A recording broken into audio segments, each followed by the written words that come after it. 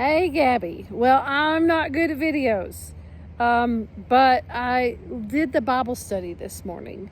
And after I did it, I thought, I just need to sit down and give you a little background information on some of the scripture that you're asked to read during the first week of Bible study, because I just felt like it would mean more to you.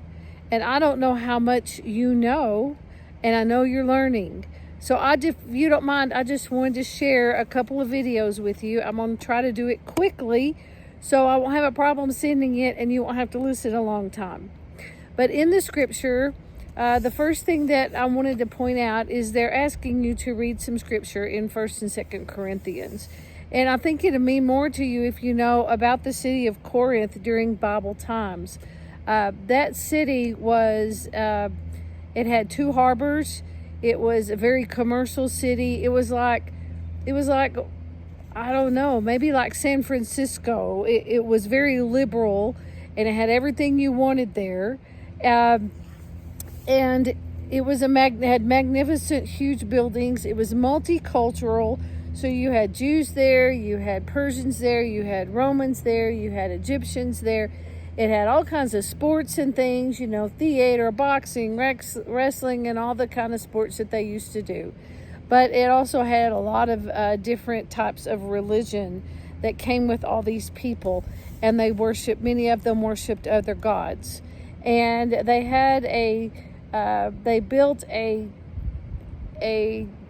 temple there to the goddess. I don't remember her name. Athea, I think, but don't take that because I don't remember for sure.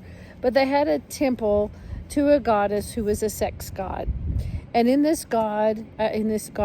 temple, they had temple prostitutes. And if I remember correctly, the temple was straight across the street from the library, so the men could say, "Hey, I'm going to go to the library." But there was a tunnel underneath that connected the library to the temple, so they could actually leave the library, go to the temple, have sex with a prostitute, and then come back to the library, and nobody would ever see them enter the temple. But there was brothels, there was drunkenness, there was all kinds of sexual, explicit art everywhere. And so it was a very immoral city, a very loose city. And Paul came to that city and started a church.